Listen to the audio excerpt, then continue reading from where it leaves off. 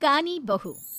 किशोरी लाल जी के बेटे राघव की शादी की बात जगह जगह चल रही थी, लेकिन किशोरी लाल जी को कोई लड़की पसंद ही नहीं आती थी। और उसकी एक ही वजह थी, किशोरी लाल जी का लालची होना। उनको लड़की वालों से मोटा दहेज चाहिए था और इसी चक्कर में एक दिन वो एक बहुत पैसे वाले के घर अपने बेटे का रिश्ता लेकर पहुंचे। उस आदमी का नाम था ओम प्रकाश। देखिए किशोरी लाल जी, मेरी एक ही बेटी है और मेरी सारी संपत्ति जायदाद सब कुछ मेरी बेटी नैना का ही है। पापा, नाम से लगता है बहुत खूबसूरत होगी। कितना अच्छा नाम है ना, नैना। ओ वैसे बात तो सही है आपकी। अब इतना पैसा है, जमीन जायदाद है, इकलौती बेटी, आप भी क्या करेंगे?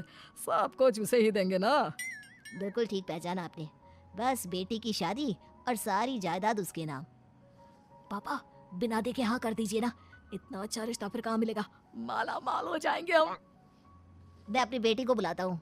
अरे नहीं नहीं नहीं नहीं, आपकी बेटी का नाम नैना है, सुनकर ही लगता है बहुत सुंदर होगी। रहने दीजिए अंकल, मैं तो आपकी बेटी के नाम से ही इतना खुश हो गया हूँ कि उसे बिना देखे शादी करने को तैयार हूँ। अब तो मैं उसका चेहरा सीधे शादी के बाद ही देखूंगा। और इस तरह राघव नैना का चेहरा नहीं देखता और उससे शादी कर लेता है। शादी के बाद अपनी सुहाग रात पर जब राघव नैना का घूंघट उठाकर देखता है तो नैना की आंखें बंद थी। कितनी खूबसूरत हो तुम नैना, जरा अपनी आंखें खोलकर मेरी तरफ देखो तो सही। नहीं, मुझे शर्म आती है।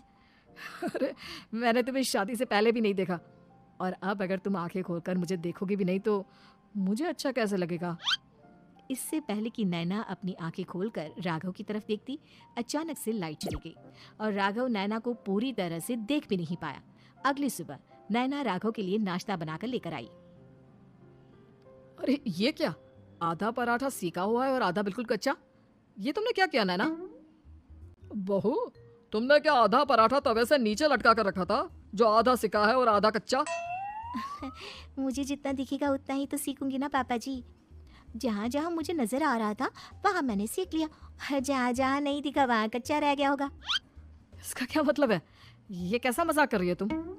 अरे बहू, तुमने इतना लंबा घूंघट क्यों लगाया हुआ है? देखो, हमारे घर में बहुओं को बेटी की तरह रखा जाता है, और फिर तुम तो इतना सारा माल लेकर आई हो। देखो, ये घूंघट डाल कर रखने की कोई जरूरत नहीं है। हाँ नैना, पापा जी ठीक कह रहे हैं, तुम तो आराम से रहो, अपना ही घर समझो। नैना अचानक से अपना घूंघट उठा लेती है। अरे ये क्या पापा, नैना की तो एक आंख फूटी हुई है।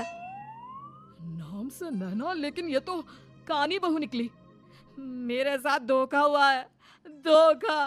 बिना दिखाए अपनी कहानी लड़की मेरे संग ब्याह दी। मुझे कहानी भी नहीं चाहिए। मुझे अभी ओम प्रकाश जी से बात करनी पड़ेगी। आखिर उन्होंने मेरे साथ ऐसा किया क्यों? अरे, आप लोगों ने ही तो पापा से कहा था कि आप लोग शादी से पहले मुझे देखना नहीं चाहते। अब मेरे पापा पर क्यों इल्जाम लगा रहे हैं? अरे लेकिन उन्हें बताना तो चाहिए था ना कि तुम कहानी हो, एक आंख से तुम्हें दिखाई नहीं देता। किशोरी लाल और राघव नाराज होकर ओम प्रकाश को अपने घर बुलाते हैं। पापा जी, ये आपने क्या किया? शादी से पहले बताया क्यों नहीं कि नैना की आंखों में परेशानी है? अरे, आप ही ने तो लड़की देखने से मना कर दिया था। और लेकिन आप बता तो सकते थे। आपको तो हमारी बेटी की प्रॉपर्टी चाहिए थी, वो भी पूरी की पूरी। अब क्या हुआ अगर उसे आधा दिखाई देता है? प्रॉपर्टी तो आपको पूरी मिल गई ना। अरे ये क्या बात हुई?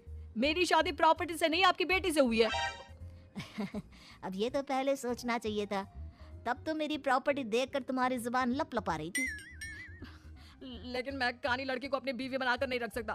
पापा, कुछ करिए ना आप। करता हूँ। देखिए ओम प्रकाश जी, आप हमारे साथ ऐसा नहीं कर सकते। और तुम देखो, अगर तुमने मेरी बेटी से शादी तोड़ी ना, तो जो भी प्रॉपर्टी मैंने तुम्हें दी है वो तो पूरी की पूरी वापस ले ही लूंगा, और आधी प्रॉपर्टी तुम्हारी भी लूंगा। अरे मेरी आधी प्रॉपर्टी भला क्यों लेंगे आप? इसलिए क्योंकि मेरी बेटी को आधा नजर आता है और उसकी नजर अभी तक तुम्हारी आधी जायदाद पर ही पड़ी है। अब तुम उसे घर से निकालोगे तो कुछ तो लेकर जाएगी ना। और अगर हम आपकी बेटी को अपने घर की बहू बनाकर रखे तो? तो तुम्हारी पूरी प्रॉपर्टी तुम्हारी ही रहेगी, और जो मैंने तुम्हें दिया है ना, उसमें से बस मैं आधा लेकर जाऊंगा। अरे लेकिन अब आप अपनी दी हुई प्रॉपर्टी में से आधी वापस क्यों लेकर जाएंगे? अगर मैं आपकी बेटी को अपनी पत्नी बनाकर रखने को तैयार हूं तो? इसलिए ताकि भविष्य में अगर तुम मेरी बेटी को धोखा दो तो उसके पास कुछ तो रहे जो पति का हो। वैसे मेरे पास तो बहुत कुछ है, लेकिन अपने पति की कोई निशानी तो उसके पास होनी चाहिए ना। अब अगर तुमने मेरी बेटी को कानी कहा तो तुम्हें प्रॉपर्टी भी कानी ही मिलेगी, पूरी नहीं। जमाए राजा।